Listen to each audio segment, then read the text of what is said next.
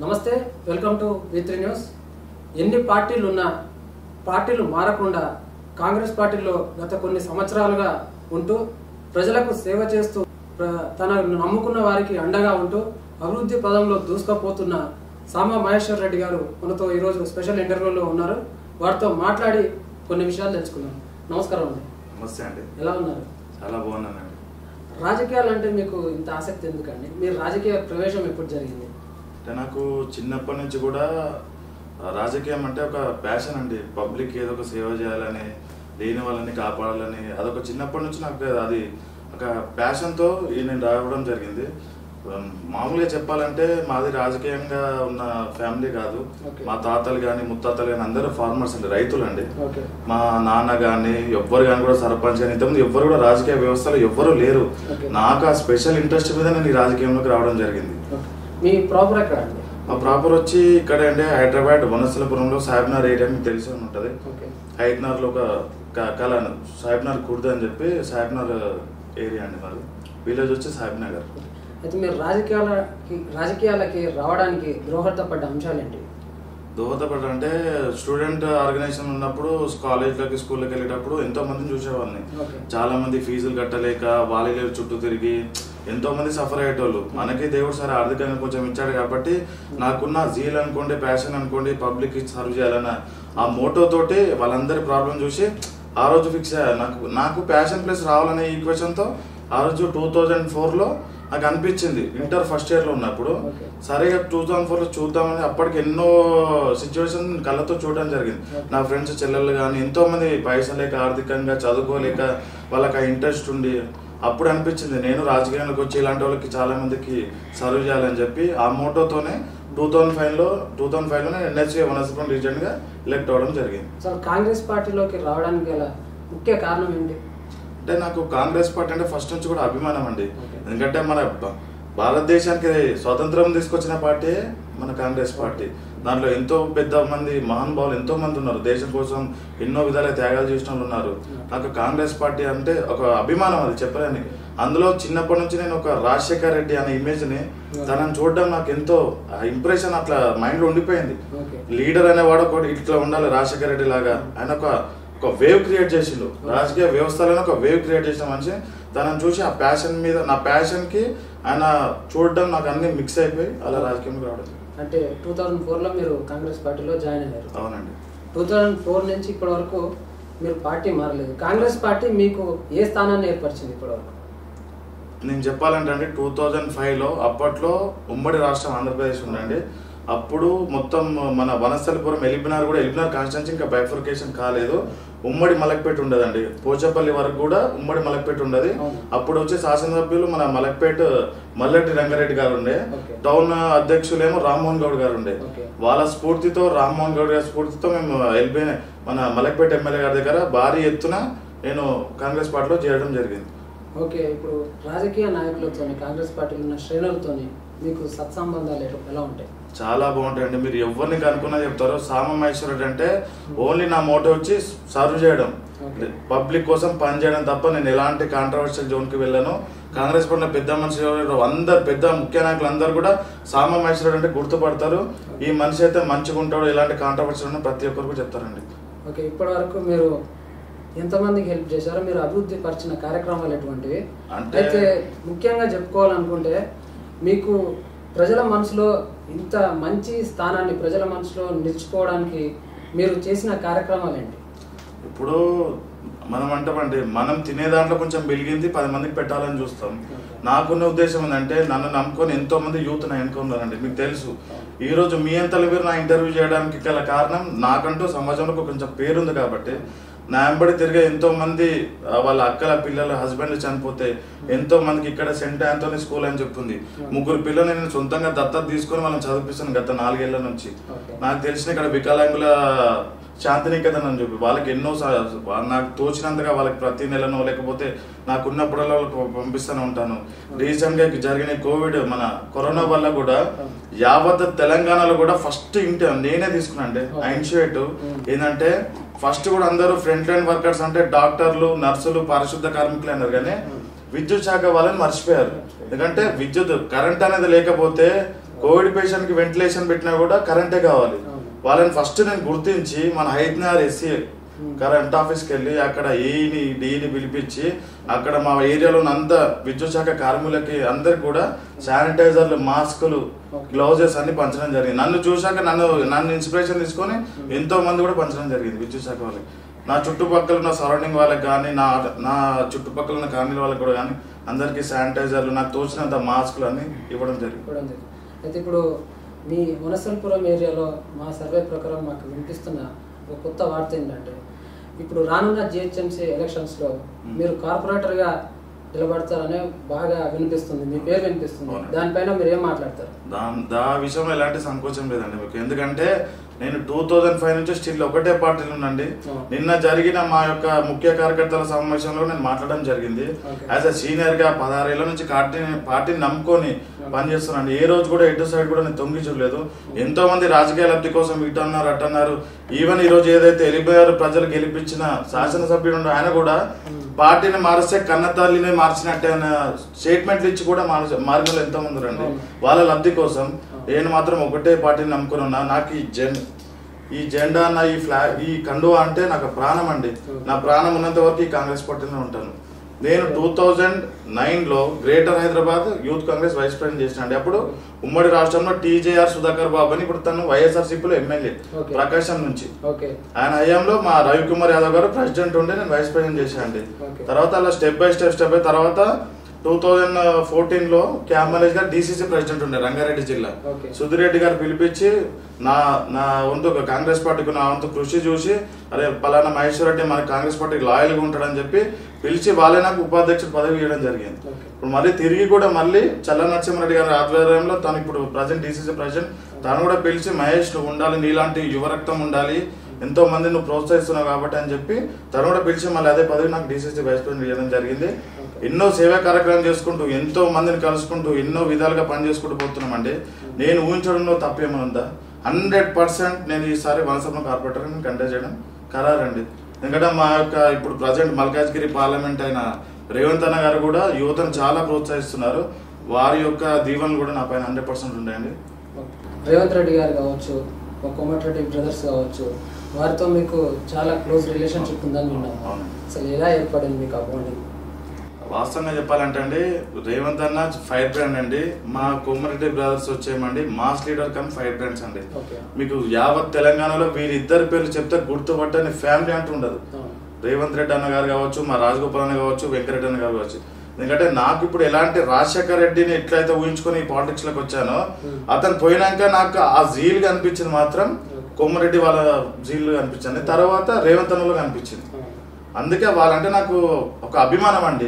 ఇప్పుడు ఈ రోజు కాంగ్రెస్ పార్టీ బతకాలన్నా అంటే కాంగ్రెస్ పార్టీ ముందుకు వెళ్ళాలన్నా ఇంకా షేన్ కావాలన్నా వీరిద్దరు చేతుల్లో ఉంటుంది. అయితే ఇప్పుడు తెలంగాణలో టిఆర్ఎస్ పార్టీ ఈ శ్రేణులు అంటున్న ఒక విషయం ఏంటంటే కాంగ్రెస్ పార్టీ తెలంగాణలో భూస్థాపితం అవుతుందన్న వార్త వినిపిస్తుంది. దానిపైన మీరు ఏం మాట్లాడుతున్నారు? మీరు అంటే నేను గత 16 నుంచి కాంగ్రెస్ పార్టీ చెప్తున్నా కాబట్టి అండి, 135 ఏళ్ల చరిత్ర గల కాంగ్రెస్ పార్టీ మహానుభావులు ఎంతో మంది అండి. మీకు తెలుసు కాంగ్రెస్ పార్టీ 49 ఏళ్ళు ఏకదాటిగా పాలించింది. ఏకదాటిగా 6 మంది ప్రధానమంత్రులను చేసింది. మన తెలంగాణ నుంచి పివి గారిని చేసింది. ఇన్నేళ్ళు 6 ఏళ్ల నుంచి వచ్చిన తెలంగాణలో పివి గారిని మర్చిపోయి మన తెలంగాణ వాసి అయిన పివి గారిని మహోన్నతుడైన ఆయనని ఈ గత సంవత్సరం నుంచి పివి గారు ఉత్సవాలు అని చెప్పి జరుపుతారండి. మరి ఇన్ని రోజులు గుర్తు రాలేదా కేసీఆర్ కి? సరే, తెలంగాణ రావడానికి కారణమే మా తెలంగాణ సోనియమ్మ అండి. మా సోనియమ్మ తల్లి ఎన్నో పార్టీలు ఆ రోజు బీజేపీ కూడా అపోజ్ చేస్తే తెలంగాణలో మా ఎంపీ మా రాజగోపాల్ అని కూడా కొట్లాడడం జరిగింది. ఎంతో మంది కొట్లాడితే అపోజ్ చేస్తే పార్లమెంట్ లో రాత్రి లైట్లు బంద్ చేయించి బిల్ పాస్ చేయించడం జరిగింది. ఎందుకంటే కేసీఆర్ కుటుంబాన్ని చూసి కాదండి తెలంగాణ ఇచ్చింది. ఎంతో మంది ఓయూ జేఏసీ విద్యార్థి నాయకులు వాళ్ళ సొంతంగా ఆత్మబంధాన్ని ఇస్తే శ్రీకాంత్ చారి అట్లా చాలా మంది వాళ్ళ బలిదాలను తట్టుకోలేక సోనియా గాంధీ గారు చెలించిపోయి అరే నా కొడుకులు లాంటి వాళ్ళు చనిపోతారని చెప్పి ఆ బాధతో తెలంగాణ ఇవ్వడం జరిగిందండి. అంతే తప్ప కేటీఆర్ ఏదో ఆయన నిన్న మొన్న రాజకీయాలకు వచ్చి ఏదో మైక్ ఇయ్యంగానే మాట్లాడంగానే అది కాదండి, అది చాలా తప్పు.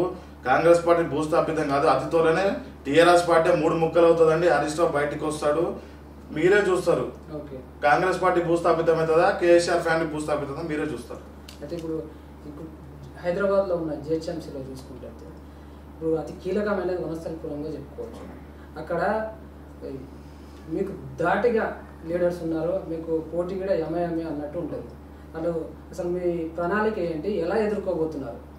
వాస్తవంగా అండి, ఇప్పుడు గ్రేటర్ హైదరాబాద్ లో ఏషియాలోనే బిగ్గెస్ట్ సెకండ్ ఎకానమీ వచ్చి వనస్థలిపురం అండి, ఫస్ట్ కుక్కట్పల్లి. ఎందుకంటే కుక్కట్పల్లిలో వనస్థలిపురంలో ఏంటంటే అందరూ లిటరేట్స్ అండి, చదువుకున్న వాళ్ళు, ఎడ్యుకేటెడ్ పీపుల్ చాలా ఎక్కువ మంది. ప్రతి జాబ్ హోల్డర్స్ వాళ్ళకి వాట్ ఈస్ వాట్, మంచి చెడ్డ అనేది ఏంటి ప్రతిదీ వాళ్ళకి తెలుసు. ఎవరైతే పని చేయగలుగుతారు, ఎవరు మంచి మనిషి, ఎవరు అది అని చెప్పి వాళ్ళు ఊహించగలుగుతారు. వాళ్ళని కంపల్సరీ నేను పార్టీ పరంగా ముందుకెళ్తా అండి. ఆల్రెడీ రాజశేఖర రెడ్డి తను 2 సార్లు నుంచి కంటెస్ట్ చేస్తున్నా, గెలుస్తున్నా అవుతుంది. ప్రజలు కూడా మార్పు కోరుకుంటారండి. ఎందుకంటే రాజకీయాలు కూడా యువకులను కూడా ప్రోత్సహించాలండి. ఇప్పుడు బెంగళూరు సౌత్ వచ్చి తేజస్వి అని చెప్పి 28 యువకుడు బీజేపీ నుంచి పార్లమెంట్కి వెళ్ళిండండి. ఎందుకు వెళ్ళిండు? ఏజ్ ఇస్ నాట్ ఫ్యాక్టర్ అండి. మనిషిలో మనం చూడాలి, మనిషిని చూడాలి. యువతను కూడా ముందు ప్రోత్సహిస్తే మేము ఉరుకులాడతామండి. మాకు ఉరికే రక్తం ఉంది. మీరు మమ్మల్ని ఎన్నుకుంటే మీరు ఎంత ఉరికిస్తే మేము అంత ఉరుకుతాం, మీకోసం పని చేస్తాం. ఎందుకంటే మీరు కూడా చూడాలి. ఎందుకంటే యువకులను కొంచెం ప్రోత్సహిస్తే ముందండి, పార్టీని చూడకండి. సరే, నేను కాంగ్రెస్ పార్టీ మనిషిని. ఎందుకంటే ఈరోజు టీఆర్ఎస్ వేవ్ నడుస్తుండొచ్చు. టీఆర్ఎస్ ఎందుకంటే కేసీఆర్ ఫ్యామిలీ అబద్ధాలు కాదు, 100 అబద్ధాలు చెప్పిండండి. మన 2018 ఎలక్షన్ కూడా మేము 100 అబద్ధాలు అని చెప్పి మేనిఫెస్టో కూడా రిలీజ్ చేయడం జరిగింది. కాకపోతే కేవలం ప్రజలను మభ్య పెడుతున్నట్టు ఎలక్షన్ ముంగట రైతు బంధు ఇస్తాడు. ఇంటికి 4 ఎకరాలు ఉంటే ఒక 20-30 వేలు ఇస్తాడు. 10 ఎకరాలు ఉంటే ఒక 60 వేలు ఇచ్చే వరకు వాళ్ళ 60 వేలే చూస్తారు తప్ప తెలంగాణ ఎంత వెనుకబడిపోతుందని చూస్తలేరండి. అదొక్కటి ప్రజలు గమనించాలండి. ఇంటికో ఉద్యోగం అన్నాడు, దళితుని ముఖ్యమంత్రి చేస్తా తల నరుక్కుంటా అన్నాడు. ఇవ్వకపోతే దళితులకు 3 ఎకరాల భూమి అన్నాడు, ఇంటింటికో ఉద్యోగం అన్నాడు, డబల్ బెడ్రూమ్లు అన్నాడు. అసలు చెప్పుకుంటూ పోతే కొన్ని వందలు కదండి. ఇప్పుడు ఆయన చెప్పిన ఒక 150 అబద్ధాలు వెళ్తాయి. ఓకే, ఇప్పుడు ఎల్బీనగర్ నియోజకవర్గం చూసుకున్నట్టయితే సుధీర్ రెడ్డి గారికి మీకు చాలా క్లోజ్ రిలేషన్షిప్ ఉంది. ఆయన కాంగ్రెస్లో ఉన్నప్పుడు మీరు తనతో పాటు కాంగ్రెస్ అభివృద్ధి కోసం పాటుపడడం జరిగింది. ఇప్పుడు తను టీఆర్ఎస్లోకి వెళ్ళారు, దాని మీద మీరేం మాట్లాడతారు? ఎందుకంటే వాస్తవంగా సుధీర్ రెడ్డి గారు కాంగ్రెస్ కి చాలా లాయల్ గా ఉండండి. ఈరోజు కొన్ని రాజకీయాల పరిణామాలు అనుకోండి, వాళ్ళ సొంత లాభం అనుకోండి, కన్న తల్లి లాంటి అని చెప్పిన కాంగ్రెస్ పార్టీ తన వీడియో వెళ్ళిపోవడం జరిగిందండి. ఈ రోజు మీకు తెలుసు 2018 సుధీర్ రెడ్డి గారు ముఖ్య కారణం గెలవని కారణం కాంగ్రెస్ పార్టీ అండి. ఎలిమినార్లో ఇప్పటికి కూడా స్టిల్ కాంగ్రెస్ గారు చాలా గట్టిగా ఉందండి. ఎందుకంటే రేవంత్ అన్న గెలవడానికి కారణం ముఖ్య కారణం కూడా ఎలిమినార్ మల్కాజ్గిరి. ఎందుకంటే భారతదేశం మొత్తంలో కూడా అతిపెద్ద లోక్సభ కాన్స్టిట్యున్సీ ఏది ఉందంటే అది మల్కాజ్గిరి కాన్స్టిట్యున్సీ అండి. అలాంటిది రేవంత్ అన్న గెలిచిందంటే అది లీడ్ ఇచ్చింది కూడా మీకు అందరికి తెలుసు. 26,000 ఓట్ల లీడ్ ఇచ్చింది మన ఎలిమినార్ అండి. ఎందుకంటే కాంగ్రెస్ పార్టీ చాలా గట్టిగా ఉందండి. ఎందుకంటే తెలంగాణలో చాలా స్ట్రాంగ్ ఉందండి కాంగ్రెస్ పార్టీ. కాకపోతే కొంచెం నడిపించే నాయకత్వ లోపం ఉందండి. ఎందుకంటే మాలోనే గ్రూప్ తగాదాలు చాలా ఉంటాయండి. ప్రతి ఒక్కరు సీఎం క్యాండిడేట్. అది కాకుండా ఫస్ట్ కాంగ్రెస్ పార్టీని ఒక తాటి మీదకి తీసుకొచ్చి గెలిచాక ఒక మాట్లాడుకొని చేసుకోవడం అదొక పద్ధతి అండి. మేమందరం యువతగా ఏం చెప్తున్నామంటే గ్రూప్ రాజకీయాలు లేకుండా అందరం ఒక తాటి మీద వెళ్ళి కాంగ్రెస్ పార్టీ రూలింగ్ తీసుకొస్తే ఈ కేసీఆర్ ఆగడాలని అరికట్టిన అవుతామండి. ఓకే, నిన్న మొన్న చూసుకున్నట్టయితే మన తెలంగాణ రాష్ట్ర ప్రభుత్వం ప్రవేశపెట్టిన ఎల్ఆర్ఎస్ దాని గురించి చాలా మంది తక్కువ భూమి ఉన్న వాళ్ళు కానీ వాళ్ళు చాలా వరకు లాభం జరుగుతలేదన్న చాలా మంది అంటున్నారు. దానిపైన నేను చెప్తానండి. అసలు ఎల్ఆర్ఎస్ అంటే దాని ఏంటంటే లేఅవుట్ రెగ్యులేషన్ స్కీమ్ అండి. ఎప్పుడైతే ఒకప్పుడు జరిగిన సర్పంచ్ల గిరి ఉన్నప్పుడు దాన్ని అక్రమంగా పాత ముద్రలు వేసి ఇప్పుడు ప్రజెంట్ జరుగుతున్న హెచ్ఎండి అప్రూవల్ లేకుండా కొందరు చాలా మంది చేస్తుంటారు, అక్రమ లేఅవుట్లు చేస్తుంటారు. దానికోసం ఇప్పుడు టీఆర్ఎస్ గవర్నమెంట్ పెట్టింది కాదు, ఎల్ఆర్ఎస్ గవర్నమెంట్ అది ఎప్పటి నుంచి ఉన్నది కాంగ్రెస్. కాకపోతే దాని ఒక పద్ధతి ప్రకారం చేయాలండి. ఏదన్నా ఇలాంటి కోవిడ్ సిచ్యువేషన్ వచ్చి కరోనా వచ్చి ప్రపంచం అంతా నాశనం అయిపోతున్న సమయంలో నువ్వు ఎల్ఆర్ఎస్ చూసుకుంటావు, ప్రజల ప్రాణాలు కాపాడేది ముఖ్యమా? నీకు 1000 కోట్లు ఖర్చు పెడతా, అసెంబ్లీలో చెప్తావు నువ్వు 1000 కోట్లు ఖర్చు పెడతా, ప్రాణాలు కాపాడతా, నాకు డబ్బులు ఇంపార్టెంట్ కాదు, నాకు తెలంగాణ ప్రజలు ఇంపార్టెంట్, వాళ్ళ ఆత్మగౌరవం ఇంపార్టెంట్ అన్నావు. ఎల్ఆర్ఎస్ ఏంటంటే నాకు అర్థం కాదు. ఈ టైంలో లేని వాళ్ళ రక్తం పీల్చుకునే స్కీమ్ అండి అది ఎల్ఆర్ఎస్ అంటే. ఇప్పుడు నా ఉద్దేశంలో ఎల్ఆర్ఎస్ డెఫినేషన్ వచ్చి లేని వాళ్ళ రక్తం పీల్చుకునే స్కీమ్ ఇది. ఎందుకంటే ఎప్పుడో అండి కష్టపడి చిన్న చిత్క ఫ్యామిలీస్ ఉంటాయండి, ఎప్పుడో కష్టపడి 5,000 10,000 కూడా పెట్టుకొని ఎక్కడో శివారు మాలమూర గ్రామంలో పోయి ఒక 2 లక్షలు పెట్టి ప్లాట్ కొంటారండి. 10 ఏళ్ల కింద కొన్నది అంతే అండి. 20 ఏళ్ల కింద 2 లక్షలు 3 లక్షలు పెట్టి కొంటారు. ఈ రోజు ఉన్న ఎల్ఆర్ఎస్ స్కీమ్ ప్రకారం చూసుకుంటే అదిరే 2 లక్షలు పెట్టిన ప్లాట్కి 4 లక్షలు ఎల్ఆర్ఎస్ కట్టమంటే వాళ్ళు ఏడుకెళ్ళి కడతారండి. సరే మీరు చేసే విధానం బాగుందేమో, కానీ ఇప్పటి నుంచి జరిగే లేఅవుట్ల మీద మీరు పూర్తిగా అవగాహన పెట్టుకొని దాని మీద సిట్టుగా ఉండండి.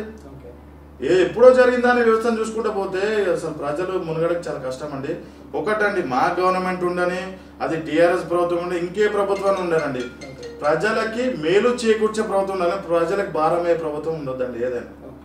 ఎందుకంటే ప్రజల పక్షం ఉండాలండి ప్రభుత్వం అనేది. ఎందుకంటే ప్రజలు ఎన్నుకున్నది కాబట్టి వీళ్ళు కేసీఆర్ కానీ కేటీఆర్ కానీ ఈరోజు ఇన్ని మాటలు మాట్లాడుతున్నారు కాబట్టి ప్రజల పక్షాన వాళ్ళు ఉండాలి ఫస్ట్. ఇంకోటి వాళ్ళ పాలక పక్షమే ప్రతిపక్షం అండి. ప్రతిపక్షాన్ని లేకుండా 16 మంది మా ఎమ్మెల్యేని కొనుక్కొని వెళ్ళిపోయారండి. ఇప్పుడు ప్రతిపక్షం అంటే లేకపోతే, ప్రశ్నించేవాడు లేకపోతే, నువ్వు పాలకపక్షానికి నువ్వు ఏం చేస్తున్నావు అనేది నీకు ఎట్లా తెలుస్తుంది? మంచి చెడని అడిగేవాళ్ళు ఉండాలి కదండి. అరే మా కాంగ్రెస్ పార్టీ వాళ్ళు చేస్తామంటే నన్ను హౌస్ అరెస్ట్ చేస్తారు, పెద్ద నాయకులను హౌస్ అరెస్ట్ చేస్తారు అంటే అంత నిష్టం అండి. నిజాం రాజ్యం ఏదేమన్నా, రాజుల రాజ్యం, నిజాం ప్రభుత్వం నడుస్తుంది ఏదేమన్నా. ఇప్పుడు కాంగ్రెస్ పార్టీ శ్రేణుల పైన వరుసగా వాళ్ళ ఆస్తులపైన దాడులు చేయడం, సిబిఐ ఎంక్వైరీ పెట్టడం జరుగుతుంది. దానిపైన మీరేం మాట్లాడతారు? సరే అండి, చాలా మంది మా నాయకుల మీద, మా రాజగోపాల్ రెడ్డి గారి మీద కూడా ఎన్నో సిబిఐ దాడులు చేపించారు, ఇన్కమ్ ట్యాక్స్ ఏ రోజు కూడా బయట పడలేదు. అలాంటి వ్యక్తిత్వం ఉన్న వాళ్ళు ఎవరు కూడా కాంగ్రెస్ పార్టీలో లేరండి. ఎందుకంటే వీళ్ళు ఇప్పుడు దోచుకుంటారు. పొద్దున్నేసే కేసీఆర్ 2 పేర్లు పాటిస్తారండి, హరే రామ హరే కృష్ణ. మాయిగం రామేశ్వరరావు, మెగా కృష్ణారెడ్డి, హరే రామ హరే కృష్ణ. వాళ్ళకే దోచి పెడుతుండు. తెలంగాణ యువన అబ్బా సొమ్ము, యువన్ జాగిరి అన్నాడు, ఆంధ్రలో సొమ్ము అన్నాడు. ఆంధ్ర కాంట్రాక్టర్లకే కాంట్రాక్ట్లు ఇస్తావు, మహేన్ రామేశ్వరరావు చేతులు అన్ని పెడతావు, ప్రతి న్యూస్ ఛానల్ నువ్వే కొనేసినావు, ప్రతిపక్షాలు ఏదైనా మాట్లాడితే టీవీలలో టెలికాస్ట్ చేయవు. నీకు ఆడిందే ఆట, పాడిందే పాట. ఎన్ని రోజులు ఉంటాడండి కేసీఆర్? మా అంటే ఇంకా 3 ఏళ్ళు ఉంటావు. నీకు ఆల్రెడీ టైం దగ్గర పడ్డది. అలాగే ఇప్పుడు జిహెచ్ఎంసీ ఎలక్షన్లు వస్తున్నాయి. మన టోలీ చౌకీ దగ్గర నుంచి చూసుకుంటే, సర్న చిన్న చెరువు దగ్గర నుంచి చూసుకుంటే ప్రతిదీ మొత్తం జలమయమైపోయినాయి, మొత్తం మునిగిపోయినాయి. పాప నిన్న నవీన్ అనే పిల్లగాడు మునిగిపోయి చచ్చిపోతే నిన్న దొరికిండు డెడ్ బాడీ మ్యాన్హోల్ సరూనార్లో. ఏం చేస్తున్నాను? ఇప్పుడు జిహెచ్ఎంసీ ఎలక్షన్ వస్తున్నాడు, అంగారు పట్టాలు చూపిస్తాడు అన్ని, అది చేస్తా ఇది చేస్తా ఇది చేస్తా అని. తప్ప చేతలు తప్ప, అసలు మాటలు తప్ప చేతలు లేవండి టీఆర్ఎస్ ప్రభుత్వం. టీఆర్ఎస్ ప్రభుత్వం చేపట్టే సంక్షేమ పథకాలు కానీ అదేవి ఎలక్షన్స్ ముందే పెడతానని మీరు మాట్లాడుతున్నారు. అంటే మాటలు తప్ప వాళ్ళు చేసే అభివృద్ధి అయితే కనిపించట్లేదని మీరు మాట్లాడుతున్నారు ఇప్పుడు టోటల్గా చూసుకోవాలి. అయితే నిన్న మొన్న అసెంబ్లీలో రసాభాసగా జరిగిన ఒక సంభాషణ ఏంటంటే, ఈ 1,00,000 డబుల్ బెడ్రూమ్ ఇళ్ల గురించి బట్టి గారికి, తలసాని శ్రీనివాస్ గారికి జరిగిన విషయం మీరు చూసిన దానిపైన మీరేం మాట్లాడారు? అది నేను కాదని ప్రజలందరూ కూడా గ్రహిస్తారు దాన్ని. ఎందుకంటే బట్టి గారిని రమ్మంటే మా ప్రతిపక్ష నాయకుడు ఉండి తను వెళ్ళడం జరిగింది. ఫస్ట్ రూరల్ గా చూద్దామని చెప్పి రూరల్ గా తీసుకెళ్లి ఏమన్నాడు, 1,00,000 బెడ్రూమ్. అది కూడా ఎందుకు ఇప్పుడు టాపిక్ వస్తుంది అంటే అసెంబ్లీలో, ఇప్పుడు ఇంకొక 3 నెలల్లో ఎలక్షన్స్ ఉన్నాయి. ఆల్రెడీ నిన్న నోడల్ అధికారిని నియమించడం జరిగింది. ఎందుకంటే ముందే జరిపేసి దీన్ని మేమందరం మేల్కొనే లోపే దాన్ని కూడా ఎలక్షన్ పెట్టి దీన్ని కైవసం చేసుకునే పక్కలో పోతున్నాయి. ఎందుకంటే మీరు చూసారు కదా, 2019 ఏప్రిల్ మేలో ఉండాల్సిన అసెంబ్లీ ఎలక్షన్ అని 6 నెలల ముందు వాళ్ళు లోపల మాట్లాడుకొని మేము ఇక్కడ క్యాండిడేట్ డిక్లేర్ చేసే లోపే 6 నెలల ముందస్తు ఎన్నికలకు వెళ్ళిపోయాడు. ఇప్పుడు దాంట్లో రిజర్వేషన్ వాళ్ళకి తెలుసు, రూలింగ్ పార్టీ కాబట్టి అన్ని వాళ్ళు లోపలే చేసుకొని మాకు ఇక్కడ క్యాండిడేట్ డిక్లేర్ చేయడానికి, మాకు మహాకూటమిగా క్యాండిడేట్ డిక్లేర్ చేయడానికి ఎవరు ఎస్సీఐ ఎస్టీ రిజర్వేషన్ తెలియక లాస్ట్ ఒక 15 రోజుల దాకా కూడా మేము క్యాండిడేట్ ప్రకటించడం జరిగింది. కొన్ని కాన్స్టిట్యూన్సీలు అయితే 2 రోజుల ముందు కూడా ప్రకటించినాం. ఎందుకంటే ఇదంతా తన మైండ్ గేమ్ ఆడుతున్నాను, కేవలం మైండ్ గేమ్ తప్ప. 1,00,000 ఇళ్ళు అన్నారండి. ఇప్పుడు తలసాని ఎంబడి మా బట్టి గారు, నాంపల్లి ఫిరోజ్ ఖాన్ గారు చాలా మంది పోయారు, అంజన్ కుమార్ యాదవ్ గారు చాలా మంది పోయారు. పోతే ఏమన్నాడు, 3,000 ఇళ్ళు ట్రేస్ అవుట్ అయినా కూడా కంప్లీట్ కాలేదు. ఇంకా ఏమన్నాడు, అరే మేము చూపిస్తామంటున్నాం, మోనీ మీరు సెకండ్ డేనే కదా, మొత్తం తిరిగి చూద్దాం, ఇది రూరల్ వరకే, ఇంకా గ్రేటర్ మనం స్టార్ట్ చేయలే, పోదాం. మీకు తెలియదా అండి 1,00,000 ఇళ్ళు కట్టిరా అండి? 1,00,000 ఇళ్ళు కట్టిరా తెలంగాణలో? ఆల్రెడీ మా రాజు గృహకల్ప అని చెప్పి ఇల్లు కడితే కొన్ని 100,000 కోట్లు కట్టిన ఇల్లులని మీకు చూపిస్తా అండి. అవన్నీ వదిలేసారు గాలికి. ఎందుకంత అహంకారం చెప్పండి? అంటే వాళ్ళు ఇంకా 2 రోజులు అవుతుంది కదా మేము చూపిస్తామని చెప్పి అది మాటలు చెప్తారండి, వాళ్ళ గురించి చెప్తున్నారు. నిన్న ప్రెస్ మీట్ లో కూడా చెప్తున్నారు, దానిపైన మీరేం మాట్లాడతారు? ఆల్రెడీ నిన్న ప్రెస్ మీట్ లో కూడా ప్రెస్ సోదరులు అడిగితే నేను మీకు చెప్పాను, మీరు చూసిరో లేదా వీడియో చూడండి ఒకసారి, నేను మీకు చెప్పాను పబ్లిక్ చెప్తాను అంటాడు. మా ప్రతిపక్ష నాయకులు అన్ని పార్టీలు అడుగుతానేమో మీకు చెప్పాను, నేను మీడియాకి చెప్తా అంటాడు. మీడియాకి చెప్పావు, నువ్వు పబ్లిక్కి చెప్పావు, మరి ఇంకోనికి చెప్తావు. మీ మీడియా మిత్రుడు ఒక ఆయన లేచి సునీల్ గారు అడిగి, సార్ ఇంత హైదరాబాద్ మొత్తం జలమైపోయి కొట్టుకోవుతుంది అంటే చాలా ఇర్రెస్పాన్స్ గా, వర్షం వస్తే నీళ్లు రాకపోతే మండలు వస్తాయి అంటాడు. అసలు ఆయన మంత్రి పదవి ఎట్లా ఇచ్చారండి ఆయనకు అర్థం కాదు. ఆయన కొడుకుది కూడా మీరు చూసుంటారు. ఆయనకు అసలు మినిమం నాలెడ్జ్ లేకుండా తనని ఎంపీ నిలబెట్టారు సికింద్రాబాద్. అసలు నదులు ఎటు నుంచి ఎటు పారితే కూడా తెలియదు, మినిమం నాలెడ్జ్ వాళ్ళని ఇలాంటి వాళ్ళని పెడతారు. అందుకే మాలాంటి యువకులను ఎంకరేజ్ చేయండి దయచేసి, అందరికి చెప్తున్నాను. మాలాంటి యువకులను ఎంకరేజ్ చేస్తే మేము కొంచెం చదువుకున్నాం, ఎడ్యుకేటెడ్ కాబట్టి మాకు వాట్ ఈజ్ వాట్ అనేది తెలుసు అండి. మేము గ్రౌండ్లోకి వెళ్ళి తిరుగుతుంటాం, ప్రతి ఒక్కరి పల్స్ మాకు తెలుసు. ఎందుకంటే మాటల ప్రభుత్వం తప్ప చేతల ప్రభుత్వం కాదండి. ఎందుకంటే వీడు కేసీఆర్ చెప్పి ఇప్పుడున్న ఏవైతే స్కీమ్లు ఉన్నాయో దీనికన్నా మంచి స్కీమ్లు మన దగ్గర ఇన్వెంట్ చేసినది రాజశేఖర్ రెడ్డి అండి. దేవుడు ఆయన స్కీముల వల్లనే ప్రజల గుండెలు ఇప్పటికీ చిరస్థాయిగా నిలిచిపోయింది అతను. అలా ఉండాలి ప్రభుత్వం. ఒక రాజశేఖర రెడ్డి లాగా మిలిపోలే మనిషి అన్నట్టు ఉంటే అలా ఉండాలి ప్రభుత్వం చేస్తాం. ఇప్పుడు ఈ కరోనా వచ్చిన తర్వాత తెలంగాణ రాష్ట్ర ప్రభుత్వం కరోనా పేషెంట్ల పైన కావచ్చు, తెలంగాణ ప్రభుత్వం జాగ్రత్తలు తీసుకున్న విషయంలో కావచ్చు, ఆ వ్యవహార శైలి దానిపైన మీరు ఏం మాట్లాడతారు? ఇంకొక నేను చిన్న ఉదాహరణ చెప్తా చూడండి. ప్రజలకు మంచి సర్వీస్ ఇస్తున్నారని మీరు అనుకుంటున్నారా? నేను చెప్తా చూడండి, అసెంబ్లీలో చాలా ఎటకారంగా మా పట్టి గారు, మా రాజగోపాల్ రెడ్డి గారు ప్రశ్నిస్తే చాలా చీప్ గా, ఎందుకంటే ఒక ప్రతిపక్ష నాయకులను కూడా చూడకుండా నవ్వుకుంటా బల్లలు గుద్దుకుంటా, అరే నేను ఆల్రెడీ పెద్దోళ్ళతో మాట్లాడిన, సైంటిస్టులతో మాట్లాడిన, నేను ఆఫ్టర్ పారాసిటమాల్ తీసుకుంటూ పోయేదానికి ఎందుకే ఖర్చు లొల్లంతా ఎందుకు, మీకేం తెలుసు నాకు తెలుసు, నేను పెద్ద బయోఫార్మా కంపెనీలతో మాట్లాడిన అన్నాడు. అన్న కేసీఆర్ ఈరోజు అసెంబ్లీకి వస్తే ఇలా పెట్టుకుంటున్నాను. ఎందుకు పెట్టుకుంటున్నాను? మరి పారాసిటమాల్ వేస్తే తగ్గిపోయింది కదా. మన పక్కనున్న ఢిల్లీ అండి, మన రాజధాని అయిన ఢిల్లీలో అరవింద్ కేజ్రీవాల్ గారు చీపూర్ లాగా ఊడ్చేసారు. 2 సార్ల నుంచి గెలుస్తుండండి. అంతకుముందు పాలించింది మీకు తెలుసు మా కాంగ్రెస్ పార్టీ. శీలా దీక్షిత్ గారు గత 3 సార్లు పాలించారు కాంగ్రెస్ పార్టీ నుంచి. తను కేవలం కేజ్రీవాల్ చూసి నేర్చుకోవాలండి. తను ఒక రిటైర్డ్ ఐఏఎస్ ఆఫీసర్, అంటే వాలంటరీ రిటైర్మెంట్ తీసుకొని రాజకీయంలో రావడం జరిగింది. తను ఒకటే చెప్పింది, కోవిడ్ పేషెంట్లకి ప్రైవేట్ హాస్పిటల్ ఏవైతే ఉన్నాయో ఢిల్లీలో, నేను కడాఖండిగా చెప్తున్నా 75% కోవిడ్ పేషెంట్లు మీరు ట్రీట్ చేయాలి, మీరు తీసుకొని వాళ్ళకి ఎలాంటి బిల్లు లేకుండా మీరు వాళ్ళని డిశ్చార్జ్ చేసి పంపించాలి. లేకపోతే మీకున్న పర్మిషన్స్ అన్ని నేను క్యాన్సిల్ చేస్తాను చెప్తే అది మేము ఇంప్లిమెంట్ చేసిర్రు, సక్సెస్ అయ్యింది. ఈరోజు ఢిల్లీలో మీరు చూసుకోండి ఎంత కరోనా పేషెంట్ల సంఖ్య ఎంత తగ్గిందో. ప్రైవేట్ హాస్పిటల్ చూసుకున్నట్టయితే దోపిడీ అండి, దోపిడీ. రక్తం పీల్చుక తింటున్నారండి. ఎగ్జాంపుల్ నా రిలేటివ్ ఉండండి, యశోద హాస్పిటల్లో కేవలం ఇంట్లో 3కి వస్తే వాళ్ళ మదర్కి కొంచెం పల్స్ పడిపోయి తీసుకెళ్లి అడ్మిట్ చేస్తే 10 రోజుల్లో 12 లక్షల బిల్లు వేస్తే నేను వెళ్ళి మా కోమటిరెడ్డి వాళ్ళ సహాయంతో అక్కడ యశోద హాస్పిటల్ వాళ్ళ ఎండితో మాట్లాడి 3 లక్షల డిస్కౌంట్ నేను చేయించడం జరిగిందండి. అంటే మనకి ఇన్ఫ్లుయెన్స్ ఉన్న వాళ్ళు కాబట్టి మనం చేపిస్తున్నాండి. అదే ఎంతో మంది మధ్యతరగతి వాళ్ళు, లేని వాళ్ళు ఎంతో మంది ఉన్నారండి. వాళ్ళ పరిస్థితి ఎవరు పట్టించుకోవాలండి? మీదికి మాటలలో చెప్పేసి అసెంబ్లీలో 1000 కోట్లు ఖర్చు పెడతారు. చూపిమనండి 1000 కోట్లు ఎక్కడ ఖర్చు పెట్టిండో. మీకు తెలిసి 1000 కోట్లు ఖర్చు పెట్టినారా కేసీఆర్? 1000 కోట్లు అంటాడు. వాళ్ళ కొడుకుకి వస్తే కేసీఆర్ కోసం లేదు నాకు ఎలర్జీ తుమ్మొచ్చింది అంటాడు. వాళ్ళ కేసీఆర్ ప్రభుత్వం పూర్తిగా విఫలమైందండి. రాష్ట్రాన్ని గాలి కొల్లేసారు, కేవలం గాలి కొల్లేసి కేవలం వాళ్ళ సొంత లాభం కోసం ఆయన ఎర్రవల్లి ఫామ్ హౌస్ కోసం, ఎర్రవల్లి ఫామ్ హౌస్ నుండి వాళ్ళ రాష్ట్రాన్ని పాలిస్తున్నాండి. ఇంతవరకు చరిత్రలో ఎక్కడ ఇంత అన్యాయం జరగలేదండి. నేను గత 16 ఏళ్ళ నుంచి చూస్తున్నా, నాకు తెలివి వచ్చినప్పటి నుంచి చూస్తున్నా. సెక్రటేరియట్ రాకుండా రాజశేఖర రెడ్డి కన్నా పెద్ద మొగోడా అండి కేసీఆర్? సెక్రటేరియట్ రాకుండా నడిపిస్తున్న ముఖ్యమంత్రి చరిత్రలో ఇంకొకటి మిగిలిపోతాడు అట్లా చరిత్రలో. గతంలో చూసుకున్నట్టయితే ఇంకోటి అండి, ఇప్పుడు ఇలాంటి కోవిడ్ సిచ్యువేషన్ కరోనా టైంలో ఇంత అర్జెంటుగా పీకల మీద ఎవరైనా కూర్చున్నాడు కేసీఆర్ మీద వెళ్ళి సెక్రటేరియట్ కూలగొట్టి కొత్తది కట్టాలని?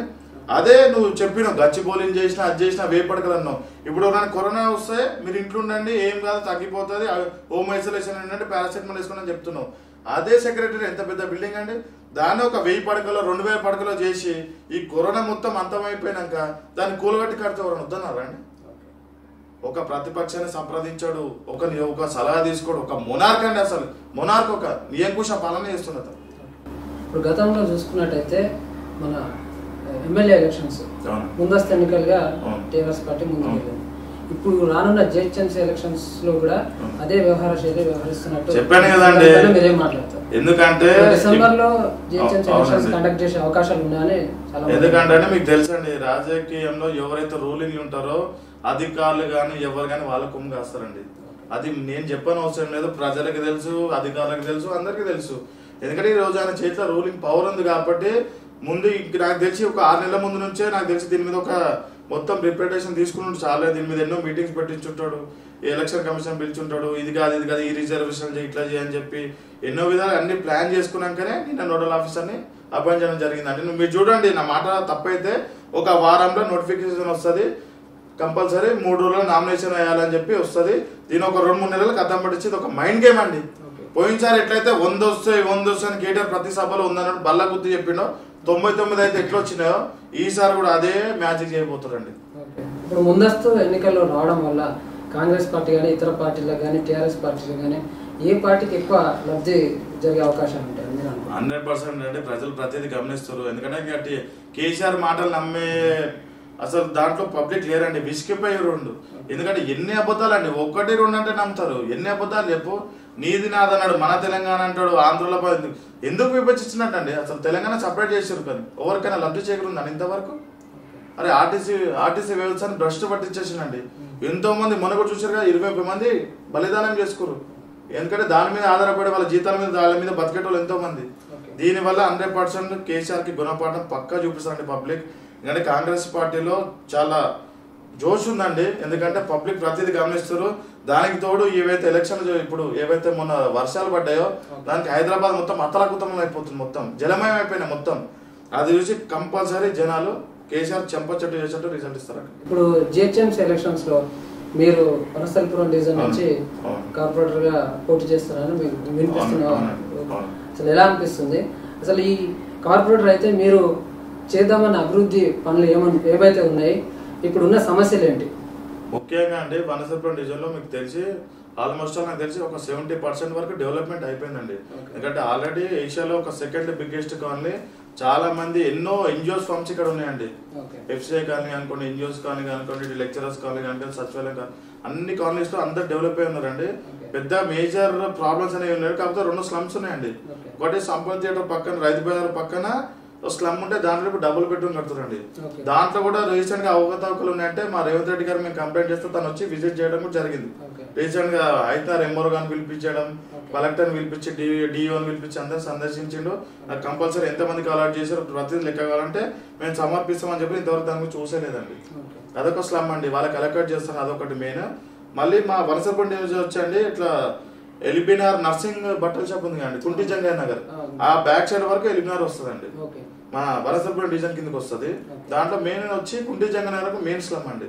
దాంట్లో చాలా ప్రాబ్లమ్స్ ఉన్నాయండి. ఎందుకంటే వాటర్ వస్తే అక్కడ ట్రంక్ లైన్ పర్పస్ అది చూస్తున్నారండి, ఆల్రెడీ రేవంత్ విజిట్ చేసిండు.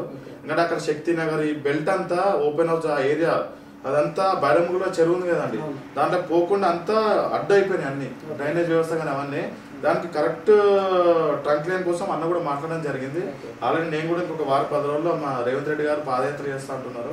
మేము కూడా తీసుకెళ్ళి అక్కడ ఏమేమి సమస్యలు ఉన్నా వాళ్ళతో మాట్లాడి, స్థానికులతో మాట్లాడి చేపించే బాధ్యత మాదండి. 100% వనస్థలిపురంలో ప్రజలకి, యూత్ కి, అందరికీ నా ఒక్కటే వినపం అండి, దయచేసి యువతను ఎంకరేజ్ చేయండి.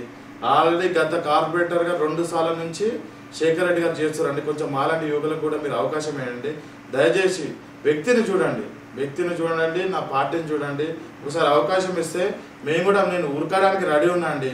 మీరు నన్ను ఉరికిచ్చి పనిచేయండి, ప్రతి క్షణం మీకు అందుబాటులో ఉంటాను. నేను మీ అందరికీ మనస్ఫూర్తిగా నేను విన్నవించుకుంటున్నాను. ఓకే అండి, వనస్థలిపురం డివిజన్ నుంచి మీరు కార్పొరేటర్గా గెలవాలని మా వ్యక్తి తరఫున మనస్ఫూర్తిగా కోరుకుంటున్నాం. అయితే ఎల్బీనగర్ కాన్స్టిట్యున్సీ చూసుకుంటే అయితే కాంగ్రెస్కి కంచుకోట అని చెప్పుకోవచ్చు. ఇప్పుడు సుధీర్ రెడ్డి గారు కాంగ్రెస్ నుంచి గెలిచి టీఆర్ఎస్ పార్టీలోకి వెళ్ళారు. మీరు కాంగ్రెస్ పార్టీలో ఉన్నారు, సుధీర్ రెడ్డి గారికి మీకు మంచి సంబంధాలు ఉన్నాయి. ఇప్పుడు తను టీఆర్ఎస్ పార్టీలో ఉన్నారు ఎమ్మెల్యేగా. ఇప్పుడు మీరు వనస్థలిపురం కాంగ్రెస్ పార్టీ నుంచి మీరు కార్పొరేటర్గా పోటీ చేద్దామని అనుకుంటున్నారు. అసలు ఎలా టీఆర్ఎస్ పార్టీ ఎమ్మెల్యే మీరు కార్పొరేటర్ ఎలా సెట్ అవుతుంది? అంటే ఒకటండి, ఇప్పుడు నాకు కాంగ్రెస్ పార్టీ అంటే అభిమానం అండి. ఇప్పుడు తను సరే తన సొంత లాభాలకో దేనికో ఆయన సుధీర్ రెడ్డి గారు టీఆర్ఎస్ పోవడం జరిగింది. నేను సుధీర్ రెడ్డి గారి ఆశించి నేను కాంగ్రెస్ పార్టీ నుంచి నేను కంటెస్ట్ చేస్తాను అనట్లేదు. నాకు నా పార్టీ లోగో ఉంది, నాకు మా వెనకాల మా రేవంత్ అనుండు, మా రాజగోపాల్ అనుండు, మా వెంకరెడ్డి గారు ఉన్నారు కాబట్టి వాళ్ళందరూ ఉన్నారు. నేను ఎప్పటి నుంచో నేను పుట్టి పెరిగింది ఇక్కడే కాబట్టి ఎప్పటి నుంచో నన్ను ప్రజలు కూడా చూస్తారు, మా కాలనీ ప్రజలు అందరూ చూస్తారు కాబట్టి వాళ్ళు డిసైడ్ చేస్తారండి. వాళ్ళు డిసైడ్ చేసి కంపల్సరీ ఈసారి మాత్రం యువతకి 100% ఛాన్స్ ఇస్తారు. నాకు అదొక గట్టి నమ్మకం అండి. మన రాష్ట్ర వ్యాప్తంగా జరిగిన యూత్ కాంగ్రెస్ లీడర్ ఎలక్షన్స్ అది పార్టీకి ఎంతవరకు ఉపయోగం అని మీరు అనుకుంటున్నారు? దీని మీద నేను నిన్న జరిగిన కార్యక్రమం కూడా మీరు నా వీడియో చూడొచ్చండి. నేను చాలా క్లిష్టంగా చెప్పిన, దీనివల్ల పార్టీకి క్యాడర్ చాలా దూరం అవుతుంది. ఎందుకంటే అసలు ఈ ఎలక్షన్ సిస్టమ్ వ్యవస్థ పెట్టింది రాహుల్ గాంధీ గారు అండి. ఎందుకంటే అట్టడు స్థాయి నుంచి కింద స్థాయి నుంచి ప్రతి ఒక్కరు కూడా లీడర్ కావాలనే ఉద్దేశంతో, ఎందుకంటే ఆల్రెడీ ఎమ్మెల్యే కొడుకు మళ్ళీ యూత్ కాంగ్రెస్ ప్రెసిడెంట్, తర్వాత ఆయనకి ఎమ్మెల్యే టికెట్, ఈ వ్యవస్థ అంతరించిపోవాలని చెప్పి రాహుల్ గాంధీ గారు ఒక మంచి ఉద్దేశంతో పెట్టిన కార్యక్రమం ఇది. దీని వాస్తవంగా మంచి కార్యక్రమం ఇది. కాకపోతే ఇలాంటి కరోనా సిచ్యువేషన్ పెట్టడం చాలా తప్పు. ఇంకొకటి ఇంకొక 6 నెలల జిహెచ్ఎంసీ ఎలక్షన్ ఉన్నాయి, లేకపోతే జనవరిలో పెట్టవచ్చు కేసీఆర్ గారు. దాని ముందు ఇలాంటి పెట్టడం పార్టీకి పూర్తిగా నష్టం జరుగుతుందండి. ఎందుకంటే నాకు తెలిసి ఒక 119 కాన్స్టిట్యున్సీలలో మీరు చూడొచ్చు 13 లక్షల చిల్లర ఓట్లు వచ్చినాయండి. అంటే దానికి రఫ్గా 7 కోట్ల ఖర్చు అయింది. అదే 7 కోట్ల ఖర్చు పార్టీకి పెట్టే కన్నా కరోనా సిచ్యువేషన్ ఉంది బయట మొత్తం లేని వాళ్ళకి ఇచ్చి కరోనా కిట్లు పంచి పార్టీ పరంగా ఆ పార్టీకి మైలేజ్ చేసే కార్యక్రమాలు చేయాలి, కానీ పార్టీని దిగజార్చే కార్యక్రమాలు చేయకూడదు కదండి. అది నా ఒక ప్రధాన ఉద్దేశం. ఎందుకంటే రాహుల్ గాంధీ గారు పెట్టింది అంటే చిన్న స్థాయి వాళ్ళు పెద్ద స్థాయి వాళ్ళు అందరూ కావాలని చెప్పి పెట్టారు. ఇందులో కూడా ఏమవుతుందంటే మళ్ళీ సంపన్నులు అవుతారండి. ఆల్రెడీ పైసలు ఉన్నాయి, మెంబర్షిప్ 50 రూపాయలు పెట్టండి, అసలు అవసరం మెంబర్షిప్ 50 రూపాయలు పెట్టండి. ఇంకా మరి కింద స్థాయి ఉన్న వాళ్ళు లీడర్లు ఎట్లయితారంటే వాళ్ళు ఎప్పటి కార్యకర్తలను మిగిలిపోవాలి. అసలు ఈ 50 రూపాయలు పెట్టడం అనేది అది రాంగ్ అని మీరు అంటున్నారు. చాలా రాంగ్ అండి, చాలా రాంగ్ అంటే రాంగ్. అంత కాకపోతే మెంబర్షిప్ డ్రైవ్ చేయమనండి. అరే బయోడేటా తీసుకొని మెంబర్షిప్ డ్రైవ్ చేయమనండి, యువన్ సత్తా ఏందో తెలిసిపోతుంది. ఇప్పుడు ఈ 50 రూపాయలు పెట్టడం వల్ల పాపం ఆర్థికంగా కార్యకర్తలు చాలా మంది పార్టీని నమ్ముకొని ఉంటారండి. వాళ్ళు ఎలాంటి బిజినెస్ కానీ ఏవి చేసుకోరు, వాళ్ళు ఎలా ఖర్చు పెడతారండి? మళ్ళీ దీంట్లో కూడా పైసలు ఉన్నాడు అవుతుందండి. దానికి ఎందుకు ఎలక్షన్ ఎందుకు సిస్టమ్? ఇప్పుడు దానివల్ల పార్టీకి మీరు అన్నట్టు కొంచెం లాస్ అయ్యే అవకాశాలు 100% లాస్ అండి. ఎందుకంటే ఇప్పుడు October 5th తర్వాత దాని రిజల్ట్ ఉందండి. దాని తర్వాత ఎవరొకరు గెలుస్తారండి రాజకీయంలో. నిలబడిన 10 మంది గెలవలేరు కదా. ఇప్పుడు ఆ 9 మంది పార్టీకి యాంటీయే కదండి. పలానా వ్యక్తి పలానా పనిచేసిన, పలానా వ్యక్తి పలానా పనిచేసిన రేపు నేనే నించవచ్చు, నా ప్యానెల్లో గెలిచిన నాకే యాంటీగా పనిచేయచ్చు. అందుకే నేను దాన్ని పూర్తిగా ఫస్ట్ నుంచి పూర్తిగా వ్యతిరేకిస్తున్నాను. ఇప్పుడు చూసుకున్నట్టయితే ఉత్తమ్ కుమార్ రెడ్డి గారు పిసిసి చీఫ్, అతని ఆధ్వర్యంలో కాంగ్రెస్ పార్టీ సమర్థంగా అందరినీ హ్యాండిల్ చేసుకుంటూ మంచిగా తన లీడర్షిప్ మంచిగా నిర్వర్తించాలని మీరు అనుకుంటున్నారు? వాస్తవంగా చెప్పాలంటే చాలా చాలా పెద్ద మనిషి ఉత్తమ్ కుమార్ రెడ్డి గారు. ఇక్కడ ఆయన క్యాప్టెన్ ఎందుకంటారంటే అండి, తను ఆర్మీ నుంచి వచ్చిన తను రాజీవ్ గాంధీ దగ్గర పైలట్ గా చేయడం జరిగింది. మీ అందరికీ తెలుసు, నేను చెప్పని అవసరం లేదు. ఆయన గాంధీ ఫ్యామిలీకి చాలా లాయలిస్ట్ అండి. రాహుల్ గాంధీ గారి దగ్గర నుంచి సోనియా గాంధీ దగ్గర నుంచి రాజీవ్ గాంధీ దగ్గరనే పనిచేసండి. ఆయన ఎంత లాయలిస్ట్ ఉంటే ఆయన పిసిసి ప్రెసిడెంట్ చేస్తారండి. వాస్తవంగా ఉత్తమ్ కుమార్ రెడ్డి గారు చాలా తన వంతు సహకారంగా అందరినీ ముందుకు తీసుకెళ్లి పార్టీని బాగానే జరిపించారండి. కాకపోతే కొందట్లో ఏంటంటే ఇప్పుడు కోమటిరెడ్డి ఫ్యామిలీ కానీ రేవంత్ రెడ్డి గారి ఫ్యామిలీ కొంచెం జోష్ ఉన్న నాయకులు కాబట్టి వాళ్ళకి ఇస్తే కొంచెం కేసీఆర్ కి ధీటుగా సమాధానం ఇస్తాడు, కొంచెం చరిష్మాటిక్ లీడర్స్ కాబట్టి పార్టీ కూడా కొంచెం ముందుకు వస్తుంది అన్నట్టు ఈక్వేషన్. ఆసక్తి పరంగా కాంగ్రెస్ శ్రేణులుగానే ఎదురు చూస్తున్న విషయం ఏంటంటే పిసిసి చీఫ్ ఎవరికి ఇవ్వాలనేది ఒక క్వశ్చన్ గా మిగిలిపోయింది. అది ఎవరికి ఇస్తే బాగుంటదని మీరు అన్నట్టు గత సంవత్సరం నుంచి ఉత్తమ్ కుమార్ రెడ్డి గారు సమర్థవంతంగా పార్టీని పిసిసి అధికారంలో ఉన్నప్పుడు నడిపించారు అంటారు. అదే విధంగా మంచిగా పార్టీని ముందుకు తీసుకువెళ్ళేవారు ఎవరికి ఇస్తే బాగుంటుందని మీ ఉద్దేశం? వాస్తవంగా అంటే కాంగ్రెస్ పార్టీలో ఒక టర్మ్స్ అండ్ కండిషన్స్ ఉంటాయండి. అది యూత్ కాంగ్రెస్ ఉంటే 3 years అండి దాని పదవి కాలం. అది పిసిసి ఉంటే ఏ పదవి ఉంటే 3 years ఉంటాయండి పార్టీ పోస్ట్ ఆ నామ్స్ ప్రకారం. ఆయన ఆల్రెడీ 2వ సారి కూడా మళ్ళీ నియమించడం జరిగింది. తన కూడా నేను రాజీనామా చేస్తాను ఈక్వేషన్ కొన్నిసార్లు చెప్పడం కూడా జరిగింది. పూర్తి బాధ్యత నేనే తీసుకుంటా, నేను జరిగిపోతాను. కాకపోతే కాంగ్రెస్ పార్టీ ఈ మధ్యనే మాణిక్యం గారిని ఎంపీ గారిని ఇన్ఛార్జ్ చేయడం జరిగింది. ఆ ప్రక్రియ కూడా స్టార్ట్ అయింది. నాకు తెలిసి రేవంత్ అన్న ఆయన చాలా అగ్రెసివ్ గా పోతుండు. ఇటు మా వెంకరెడ్డి అన్న రాజగోపాల్ కూడా చాలా మీకు అసెంబ్లీలో చూస్తారు, అటు పార్లమెంట్ మా వెంకరెడ్డి నగర్ చాలా వాళ్ళు కూడా అగ్రెసివ్ గా పోతారు. వాళ్ళిద్దరికి ఇస్తే ఏంటంటే ఇద్దరికి కూడా ఇవ్వలేరు, సమన్యాయం చేయలేరు. కాబట్టి ఇద్దరిట్లో ఎవరికి ఇచ్చినా కూడా పార్టీ మాత్రం చాలా స్ట్రాంగ్ అవుతుందని నా ముఖ్య. పిసిసి గురించే మీ కాంగ్రెస్ పార్టీలోనే కొన్ని గొడవలు అవుతున్నాయి అన్నట్టు టాక్ వస్తుంది. ఏంటంటే అంటే ఇప్పుడు కాంగ్రెస్ పార్టీలో ఏమైపోయిందంటే అండి, ఇప్పుడు టీఆర్ఎస్ లో ఉండండి కేసీఆర్ ఒకవేళ రిటైర్డ్ అయిపోయినా ఇంకేమైనా కూడా కేటీఆర్ సీఎం అని చెప్పి ప్రజలు ఒక మెంటల్ గా ఫిక్స్ అయిపోయి ఉంటారండి. ఇప్పుడు మా కాంగ్రెస్ పార్టీలో ఏమైందంటే ప్రతి ఒక్కరు కూడా సీఎం క్యాండిడేట్ అండి. దాని వల్ల ఈ కుమ్ములాటల వల్ల పార్టీ మొత్తం భ్రష్టు పడుతుంది తప్ప కాంగ్రెస్ పార్టీ క్యాడర్ చాలా స్ట్రాంగ్ ఉందండి. అందరు కేవలం ఉరకడానికి రెడీ ఉర్రు కార్యకర్తలు అందరూ. కాకపోతే ఉరికించడానికే మెయిన్ నాయకత్వం కొంచెం అటు ఇటు ఆలోచిస్తారు. కాబట్టి దయచేసి మీడియా ముఖంగా కూడా చెప్తున్నా, త్వరగా పిసిసి ప్రెసిడెంట్ ఎవరైనా అపాయింట్ చేయండి. రేవంత్ అని ఉండని మేము పనిచేస్తాం, రాజగోపాల్ అని ఉండని వెంకరెడ్డి అని ఎవరైనా ఉండని మేము పనిచేయడానికి రెడీ ఉన్నామండి. కంపల్సరీ వాళ్ళ పిసిసి మార్పు వస్తే 100% నెక్స్ట్ 23లో జెండా ఎగిరేది తెలంగాణ గడ్డ మీద కాంగ్రెస్ పార్టీ అండి 100%. మీ కార్పొరేటర్ గా మీ ఈ అంశాన్ని మీరు మీ నాయకులతో లేవనెత్తారా? బీఫామ్ గురించి మాట్లాడండి. నాకు రేవంత్ అన్న మంచి సపోర్ట్ చేస్తా అన్నాడు. ఈవెన్ మా కోమరెడ్డి బ్రదర్స్ కానీ ప్రతి ఒక్కరు, ఎందుకంటే నేను పార్టీకి చాలా లాయల్ గా ఉండి నేను కష్టపడుతున్నా. ఎందుకంటే నేను ఎప్పుడు కూడా వేరే ఆలీల మాటలని కూడా ఎక్కడికి పోవడం కూడా జరగలేదండి. నాకు కూడా టీఆర్ఎస్ వాళ్ళు ఎంతోమంది ఆఫర్ ఇచ్చారు, నువ్వు ఇక్కడికి రా, అక్కడ రా, అది కాదు ఇది కాదు, అది అయిపోతుంది ఇది అయిపోతుంది, కేసీఆర్ ఉంటాడండి. ఎప్పటికీ కేసీఆర్ శాశ్వతం కాదు కదండి. నేను నాకు సిద్ధాంతాలు, ఇప్పుడు బీజేపీ వాళ్ళకి ఎలా సిద్ధాంతాలు ఉంటాయో నాకు నా కాంగ్రెస్ పార్టీలో ఒక సిద్ధాంతాలు నచ్చి నేను అట్లుంటున్నా. వాళ్ళు 100% నాకు సపోర్ట్ చేస్తున్నారు. 100% నేను రేస్ లో ఉంటాను. 100% రేవంత్ అన్న సపోర్ట్ తో, మా కోమటిరెడ్డి బ్రదర్ సపోర్ట్ తో వనసల్పురం కార్పొరేటర్ ఈసారి 100% కంటెస్ట్ చేస్తాను. ఈ రాజకీయాలలో మీరు ఇంత యాక్టివ్గా పనిచేస్తున్నారు, కానీ ప్రజలలో తిరుగుతున్నారు, చాలా సమస్యలు మీకు చెప్తుంటారు. అసలు మీరు ఫ్యామిలీకి టైం ఇస్తారా? ఫ్యామిలీ సపోర్ట్ ఎలా ఉంటుంది? బేసిక్గా అంటే ఇప్పుడు అంటారు కదా, బిఆఫ్ అని ఎందుకు అంటారంటే, మన భార్య సపోర్ట్ లేకపోతే, ఇంట్లో సపోర్ట్ లేకపోతే మనం ఏం చేయాలండి. చాలా మంది పెద్ద మనుషులు ఒక సామెత చెప్తుంటారు, ఇంట గెలిచి రచ్చ గెలుపు అంటారు. మనకి ఇంట్లో కరెక్ట్ లేదనుకోండి, నేను ప్రజల్ని ఏం చూస్తా అండి. పార్టీ పరంగా నేను ప్రోగ్రామ్ కానీ దేని కూడా చేయలేను. మా భార్య 100% సపోర్ట్ ఉంటుందండి. నేను ఉరుకుతా అంటే తను నన్ను ఇంకా ఉరికిపించే టైప్ గానే, నువ్వు వద్దు అని చెప్పి ఇంట్లో కూర్చోబెట్టే టైప్ కదండి. తను కూడా చాలా సపోర్టివ్ అండి. నాకు ఏదైనా కొన్ని తెలియని విషయాలు ఉంటే కూడా తను చాలా ఎడ్యుకేటెడ్, తను చాలా చదువుకుంది, తను గ్రాడ్యుయేట్, ఎంబీఏ చేసింది. తను కూడా చెప్తుంటది ఇలా కాదు ఇలా కాదు. నాకు ప్రతి దాంట్లో రోజు వచ్చి మేము డిస్కస్ చేస్తే నాకు సూచన సలహాలు కూడా ఇస్తుంటదండి. 100% ఉంటుందండి. నాకు ఒక్కడే బాబు అండి, తను వచ్చి ఇప్పుడు థర్డ్ క్లాస్ చదువుతుందండి, 9 years. నాకు 100% మా ఫ్యామిలీ సపోర్ట్ ఉంటుందండి. ఎందుకంటే ఆ ఫ్యామిలీ సపోర్ట్ లేకపోతే మనం ఏది కూడా రాణించలేమండి. ఓకే అండి, చివరిగా మిమ్మల్ని నమ్ముకున్న మీ కార్యకర్తలకు కానీ, మీ వనస్థలిపురం ప్రజలకు, మీరు కార్పొరేటర్గా పోటీ చేస్తున్నారు, వాళ్ళకు మీరు ఏమని చెప్తారు? 100% నన్ను నమ్ముకున్న కార్యకర్తలు కానీ, నా ఇంబడి ఉన్న నాయకులకు కానీ అందరికైనా ఒకటే చెప్తున్నా అండి, ఈసారి 100% వనస్థలిపురంలో కాంగ్రెస్ జెండా ఎగరవేయడం ఖాయం. నన్ను నమ్ముకున్న వాళ్ళందరికీ కూడా ఏదో ఒక దాంట్లో నాకు తోచినంత విధంగా వాళ్ళకి చేదోడు వాదడుగా ఉంటానని 100% మీ ముఖంగా నేను చెప్తున్నాను. ఓకే అండి, మీరు ఇలాగే ప్రజలకు సేవ చేస్తూ అంచెలంచెలుగా మీరు అనుకున్న స్థాయికి మీరు చేరుకోవాలని, మీరు ఈ జిహెచ్ఎంసీ ఎలక్షన్స్లో మీరు విజయం సాధించాలని మా V3 న్యూస్ ఛానల్ తరఫున మనస్ఫూర్తిగా కోరుకుంటున్నామండి. Thank you. మేము అడగగానే ఈ ఇంటర్వ్యూకు కొంచెం సమయం కేటాయించి, ఎంతో బిజీగా ఉన్న మాకు టైం కేటాయించినందుకు థ్యాంక్ యూ అండి. థ్యాంక్ యూ సో మచ్ అండి.